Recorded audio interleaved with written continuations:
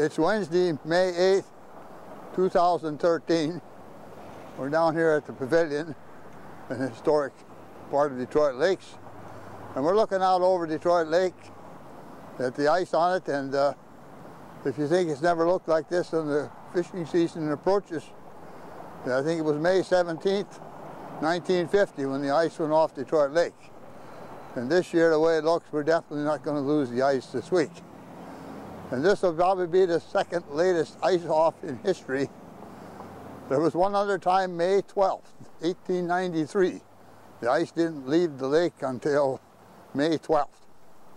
And it was interesting this past week. Tim Lamb was out here for Channel 6 News, WDAY-TV.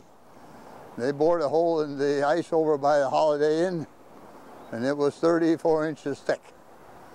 And we were going through some old newspapers at the museum, and Emil Frank was the game warden at that time. And at the end of April, he had reported some 30 inches of ice on Detroit Lake. And he was out on Detroit Lake 15th of May. That was 2 days after fishing season had opened. And he said the lake was about a third covered with ice. And it was interesting, on the first day of fishing season, F.J. Rogstad was the mayor of Detroit Lakes. Him and Alden Pearson, Kent Rogstad, I think it was Bob Pratt. They got in a boat and they were going out fishing. Well, everything was fine until they got locked in by the ice. The ice drifted over and they realized they were kind of surrounded by ice. We got to figure out how to get this boat to shore. So they got out the oar and they started busting the ice. And once in a while the ice didn't want to bust. They'd have to get the boat on top of the ice. You go through, and one guy observing from shore said that it looked like George Washington crossing the Delaware. And this article summed it up. But they talked to F.J. Rogstad, and he said the experience was fun. Knowing F.J., he probably thought it was. But, and it was interesting, on the fish hatchery, William Joy was the superintendent out there then.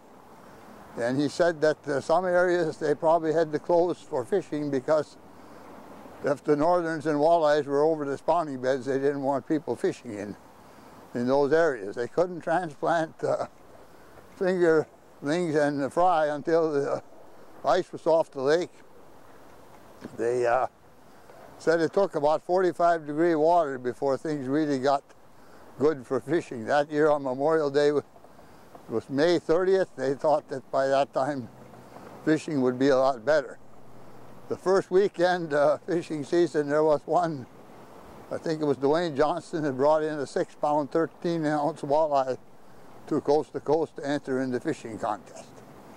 There were 3 bait shops, or 3 businesses in Detroit Lakes that sponsored fishing contests. Speck Baits and Coast to Coast had a fishing contest. They were in their 4th year. The Bunnells had started theirs, so that was their 1st year.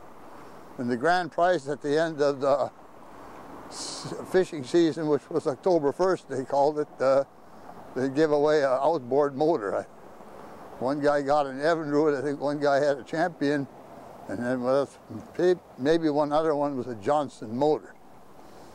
And it was interesting, the weather that they had that year, in 1950 was so close to what we had this spring. April was the coldest on record with an average temperature of 34 degrees. That was the coldest April since 1907. May wasn't much better. I noticed some temperature charts in the Detroit Lakes newspaper that showed up until May 10th, the temperature for a high would maybe get into the 40s and 50s. Overnight lows were in the 30s. And then about the 12th, 13th of May, finally got up to 70. But the ice didn't leave the lake then until, I think it was either the 17th or 18th of May that year. And when they said the fishing season opened on Saturday, on Monday, the game warden reported that 1/3 of the lake was covered with ice.